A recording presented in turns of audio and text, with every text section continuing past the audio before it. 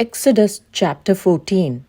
At Etham, the Lord said to Moses, "Tell the people of Israel to turn back and camp across from Pi-hahiroth near Baal-zephon, between Migdol and the Red Sea. The king will think you were afraid to cross the desert and that you're wandering around trying to find another way to leave the country. I will make the king stubborn again, and he will try to catch you. Then I will destroy him and his army. People everywhere will praise me for my victory, and the Egyptians will know that I really am the Lord." The Israelites obeyed the Lord and camped where he told them. When the king of Egypt heard that the Israelites had finally left, he and his officials changed their minds and said, "Look what we have done. We let them get away, and they will no longer be our slaves."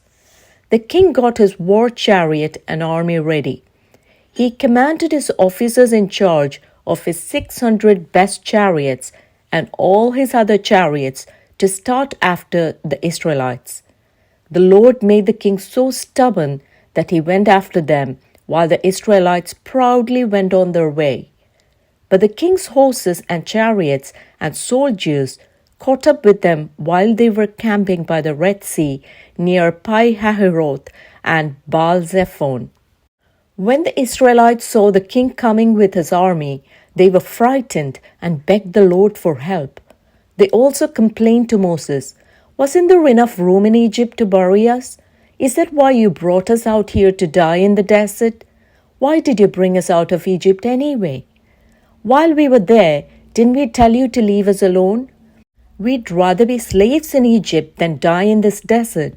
But Moses answered, "Don't be afraid, be brave, and you will see the Lord save you today.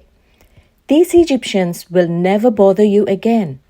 The Lord will fight for you, and you won't have to do a thing." The Lord said to Moses, "Why do you keep calling out to me for help? Tell the Israelites to move forward. Then hold your walking stick over the sea. The water will open up and make a road where they can walk through on dry ground. I will make the Egyptians so stubborn that they will go after you. Then I will be praised because of what happens to the king and his chariots and cavalry. The Egyptians will know for sure that I am the Lord." All this time, God's angel had gone ahead of Israel's army, but now he moved behind them. A large cloud had also gone ahead of them, but now it moved between the Egyptians and the Israelites. The cloud gave light to the Israelites, but made it dark for the Egyptians. And during the night, they could not come any closer. Moses stretched his arm over the sea, and the Lord sent a strong east wind that blew all night until there was dry land where the water had been. The sea opened up, and the Israelites walked through on dry land with a wall of water on each side. The Egyptian chariots and cavalry went after them. But before daylight, the Lord looked down at the Egyptian army from the fiery cloud and made them panic. Their chariot wheels got stuck, and it was hard for them to move. So the Egyptians said to one another, "Let's leave these people alone. The Lord is on their side and is fighting against us." The Lord told Moses, "Stretch your arm toward the sea. The water will cover the Egyptians and their cavalry and chariots." Moses stretched out his arm, and at daybreak the water rushed toward the Egyptians. They tried to run away, but the Lord drowned them in the sea. The water came and covered the chariots and cavalry and the whole Egyptian army that had followed the Israelites into the sea. Not one of them was left alive.